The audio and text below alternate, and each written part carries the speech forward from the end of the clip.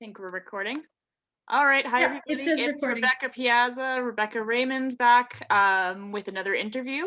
And this time we have Julie Hiner with her brand new book that's coming out on Friday called Acid Track.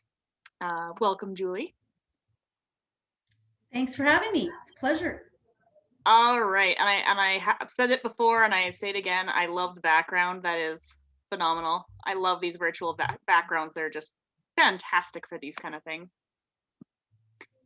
All Thank you. right. And I was telling Rebecca, oh, Yeah. sorry. I was going to say, I was telling Rebecca before we started here today that so this is a reflection of the back of the printed book. And I took the photo of my grandparents' original record player, which used to be people had record players that were pieces of furniture. So this is a chest, a massive chest with a record player in it. My parents still have it. So I took a bunch of photos and used those for the cover, the social media, a lot of the advertising. And yeah, I'm able to put it into a nice background here today. So very cool. Gotta love it. All right. So, Julie, can you tell us a bit about you, that your writing that you do, and a little bit about the new book?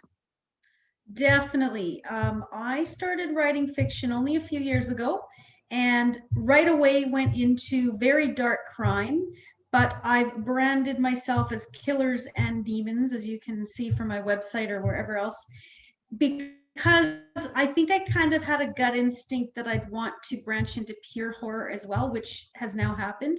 But the series that I'm working on now and launching book 2 on Friday is basically a fusion of 80s heavy metal and serial killer versus detective. So it's very dark crime. It's not the typical have a cup of tea and your grandma's cozy figure out who did it. It is very dark.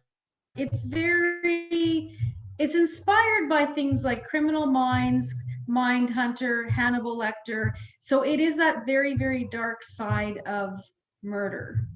And I see my books as a fusion of music and writing.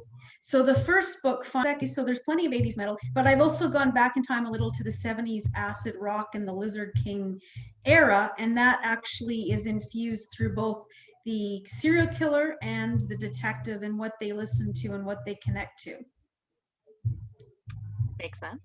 And I have to say, if it's anything like your first book, I mean, I was blown away by the little details you have, especially on the clothing that's used in your books.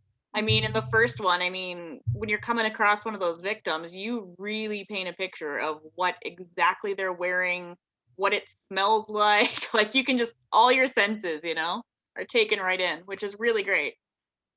I did want to ask, so Detective Mahoney, is he actually based on someone real or just a fusion of different characters that you've come across? He is.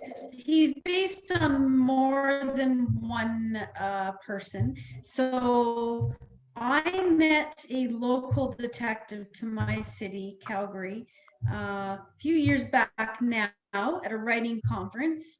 And he actually does a lot, or did before shutdown, but he does generally do a lot of talks, not just at writing conferences, but he had done a 2-hour principles of homicide investigation. And I will admit, I've been obsessed with homicide, and it's absolutely fascinating to me to learn how they really do it right here in my city. He was kind enough to meet with me lots of times and let me interview him one-on-one. And his personality and how he deals with things, and he actually did really inspire a lot about Detective Mahoney, and he knows that. I made sure that even though it is fiction, he would be comfortable if I drew on his techniques and his stories.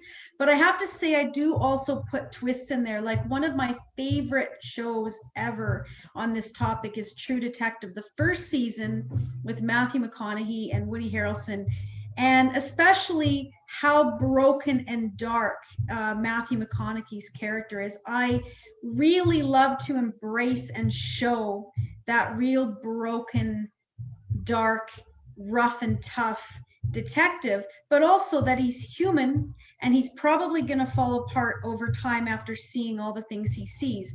The fact is, this is really how it goes, and this is how this was validated for me through my interviewing, is that these people really can only handle so much because they are human. And so that kind of spiral into the dark vortex, that was really inspired a lot by the guy I interviewed, but also by some of the things that I watch and read as well. That's really good. And I have a feeling I know who you're talking about. And actually, that makes a lot of sense. The relation between the characters and between him, or the character, sorry. All right. So I also wanted to ask, so soundtracks, obviously huge in your books. I mean, it's very music based. Do you use music when you're writing, like listen to the music of the era as you're writing in order to get into the headspace for writing these guys? Yeah, I do. I constantly listen to music, whether I'm writing or not.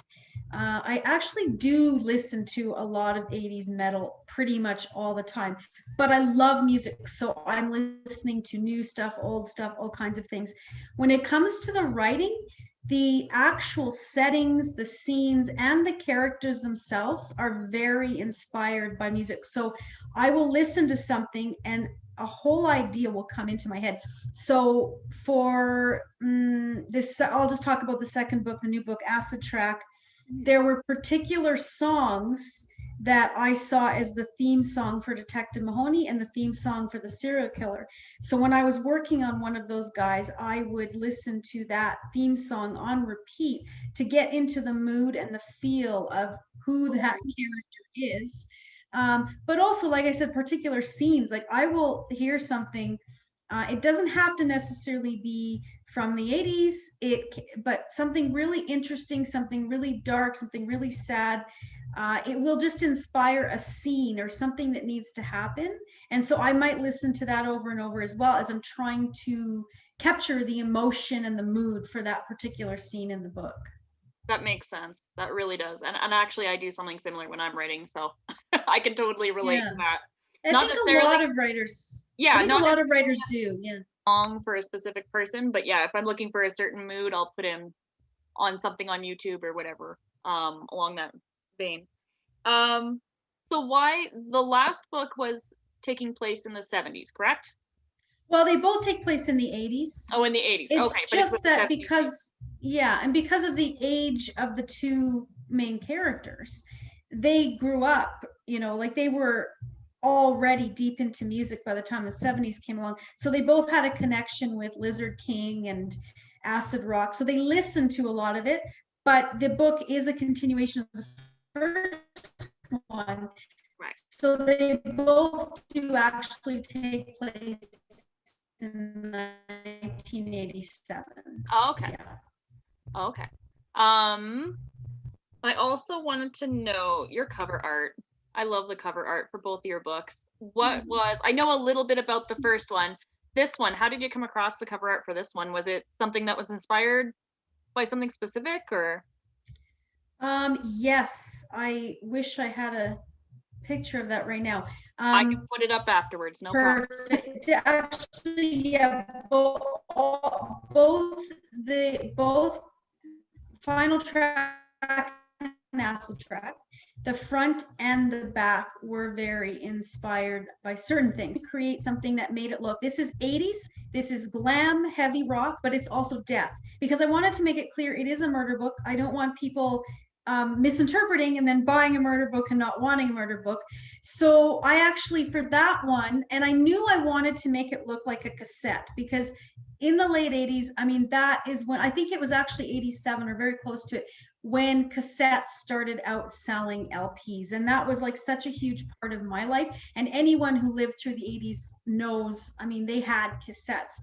So I really wanted that to resonate the time period. But as for the front of the book, I actually did reach out to a really talented photographer I know, and he's really creative and open to doing like anything. And so a friend murder shots and some glam shots, and really I took a photo from that and then I imposed it on a cassette tape and then just played around and played around with it. The other key part was the font. And so I did find a place you can get heavy metal fonts, and I wanted that to really scream 80s as well.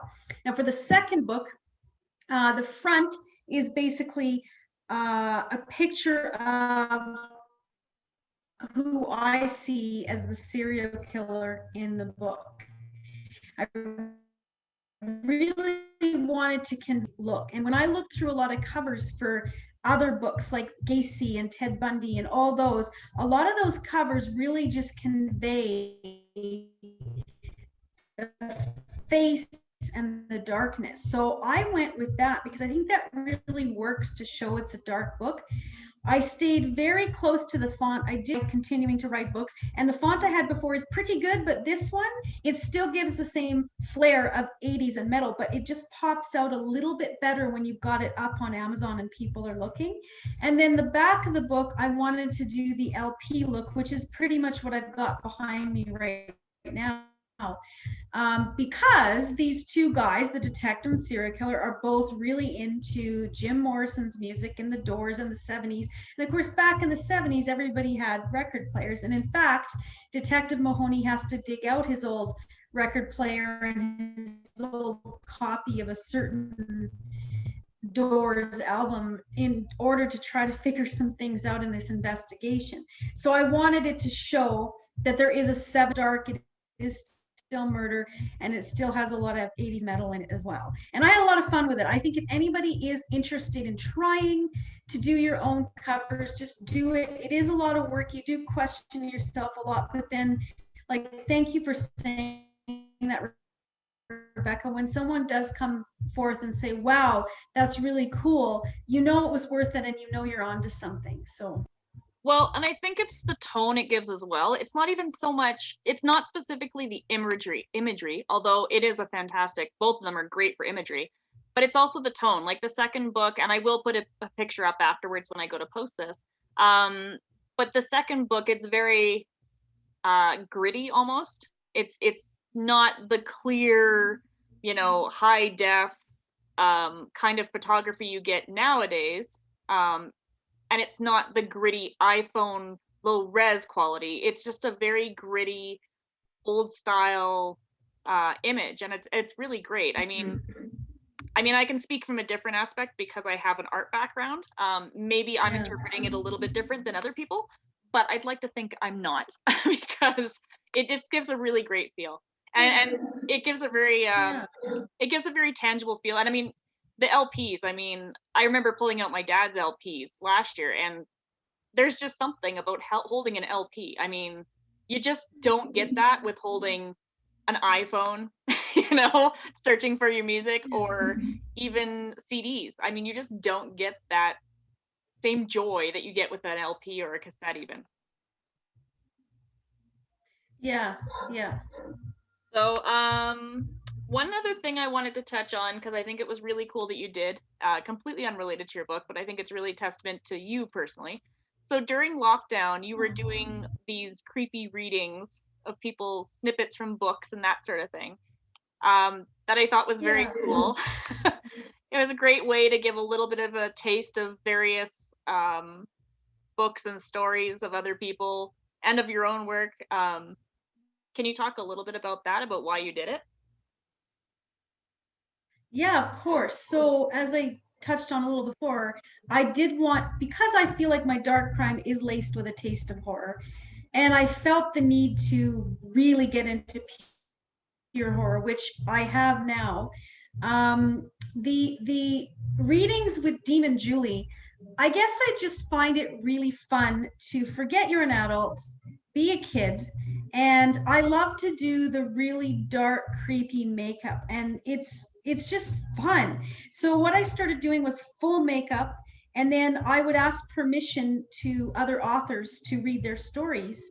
And I do a creepy voice, creepy makeup. I film the stories, I put them up, and I actually would like to continue. I've taken a little break because I've been busy with this book, but I do plan to continue doing that going forward. And it's just a lot of fun. And then what came out of it is people that I did read their stories, some of them would come back to me and say, wow, I've never heard my story read by someone else. And that was really cool. And they get excited. And it might be a book or a story they haven't looked at in a while. And so it reminds them, yeah, you wrote this really, really cool story. And the other side of it is, who didn't love story time when you were a kid? You know, you get to lay there and listen to the story read to you. Well, why not as an adult? Pour a cocktail and have Demon Julie read you a story for a few minutes and just listen. Like, I just love that concept. I do also have a few readings from the crime books that I did. It kind of a glam corpse looking makeup that I did. I've got those up on my website as well. And so I'll probably do some more of those because I think those are all from the first book, and I probably do some from the second book. So it's all in the name of having fun and sharing good stories, really. Yeah, and I think that's fantastic. And I like how you've been super supportive of the community, not just of your own work. Not that we find that a lot in the writing community. I find people aren't very completely self-serving. I find in the writing community, especially here. Maybe it's different elsewhere. But it's really nice that you're able to like reach out, and even though you're having fun, it's not just your own stuff you were reading the entire time. It was other people's as well. And you know what? It's a great reciprocal way of just touching out to the community and helping people out and like having fun. And why shouldn't we as adults get some nice horror read to us by a creepy demon with a horrifying voice? Right? I mean, why I not? know, right? Oh boy. So what's next for you? You talked about how you're getting into more of the horror aspect. Is there going to be any more of these books coming out? Yes, there's definitely a third. It is written, it is not finished, but it's in existence. And I love it because in the first book, Detective Mahoney does struggle with staying to old school homicide principles, or sorry, investigative principles. Right. Whereas in book two, he does start to kind of say, screw it, I need to do this or I need to do that. The third one was really fun because he just goes off the rails in a number of ways. And he gets to just hunt this guy how he sees fit. And I think people will really enjoy that. I do know that there will be some spin-offs. So I've got some really interesting characters like the medical examiner, the criminal profile. And in fact, his daughter is important, but not really present, and there could definitely be something with her coming. But the core series definitely has one more book. I have had a couple of horror stories published by other people in anthologies, which is super exciting for me. And so to spin off on the horror path here, I do have a novella I'm working on, so I'll probably put that out within a reasonable time frame. And it's deep ocean because I think under the sea is the scariest place ever. So I do my take on that. And one more thing I'm actually working on some collaborative projects in the horror realm. One of them is an anthology. It's called The Omen's Call, and it's just going to be dark and delicious. The submissions are still open till the end of March. All the information's on my website. So if you love to write horror and you want to submit a story, go for it. I'm collaborating with someone named Daniel Wilcox, and he is a fantastic and well-established horror author, so check him out too. And finally, there is kind of a bit of a secret project, but it's a horror novel, and I am collaborating with someone on that, and that will, by the end of the year, we'll at least have like a solid thing in place and be able to announce what's going on there. So lots of good stuff. I mean, honestly, I just want to say, if there's anyone out there writing and you're just starting, just stick to it and do it, because I know the first couple of years for me trying to write that first novel and figure it all out, it's hard. But if you've got it in you and you want to do it and you do it, then you get to this point where you find this flow and you can really just write, and all these things come, and now you're getting the hang of it. And I'm so glad I stuck to it, even though there were moments I was like, what am I doing and why am I doing this? But if you know it's in you, I just really encourage you to don't quit. Just don't quit. Yeah, and I think a lot of people get hung up on, if they want to write, they have to then publish. They have to do all the steps. They have to. I don't think people realize that you don't have to do all that. You can be a writer without being an author, and you can be an author without doing all the work yourself. You can do things like anthologies where you just submit, they pick it up, they do everything. Congratulations, you're published. Like, you know, there's a lot of ways to do it. So Yeah. that's really, really good advice. Yeah. Right. Well, is there anything else you wanted to say about your party's on Friday and people can still sign up for the launch on your website? Definitely. So it's a virtual party. Last year for the first book, I had an 80s metal party in a dark bar in a basement with a live band, and it was fun. Now I'd love to do that again, but can't do it. So I've recreated the closest thing I can. Friday night, it starts at 7 MST. If you go to killersanddemons.com, go to the book launch area. You can RSVP, you will then get the Zoom access. So you need to do that. You can make song requests. We do have the same live band as last year. They specialize in 80s metal. We also have Jim Jackson, he actually wrote a fantastic trailer for this book, Acid Track. He'll be doing that. He'll also be doing a Doors tribute. There's going to be a really cool interview by the Seventh Terrace. There's going to be trivia. There's tons of prizes. There's a costume contest. There's drinks. So if you go, like I said, if you just sign up, you'll get this party pack and it'll walk you through and follow the party pack because like I was telling Rebecca, it will guarantee your full party satisfaction. But yes, definitely probably until even the day of you can sign up because I can just send you, all it is that I can guarantee you get the Zoom link. So. And I'll definitely post your website as well so that everybody can sign up with that. Perfect. All right. Well, is there anything else you want to say about your book? No, just that thank you so much for doing this, and I'm super excited about it, and I really hope it gets into the right hands. If you like dark stuff, if you're addicted to true crime, if you love 70s, 80s music, this is a great combination for you, for sure. And if you like mystery and detectives. Yes. The first was fantastic. I think I told you when I read the first one, I was in such a funk because everything I was reading was just, you know, you get in that funk where you just read stuff and it feels wrong, and it's good books and it's engaging and it's stuff you like to read and you just don't care. And yes. and I can't even remember why, but I decided to pick yours up and it just got me out of that funk because it was something a little different than I'm normally used to reading. But it was refreshing. It wasn't the usual, like you said, it wasn't the usual cozy crime, you know, that kind of thing. It kind of brought me back to when I was a kid and watching those, as horrible as it sounds, even though your book is not cheesy, please don't take it that way. It reminded me of those old cheesy shows that I used to watch after school and that kind of thing with my parents, you know, like Murder, She Wrote and all those weird, which by the way, I've started watching again. They're not great, but anyway. Fun though. They're fun and they're different and they get you on that, you know, you think it's going this direction, you go to, it's great.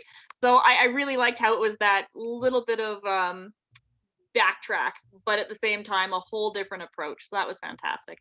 Thank you. All right. Well, I'm going to post all the links below when I post this video. And please check out Julie and her both books, not just the one, and the anthologies that are coming out or have come out. They're already out?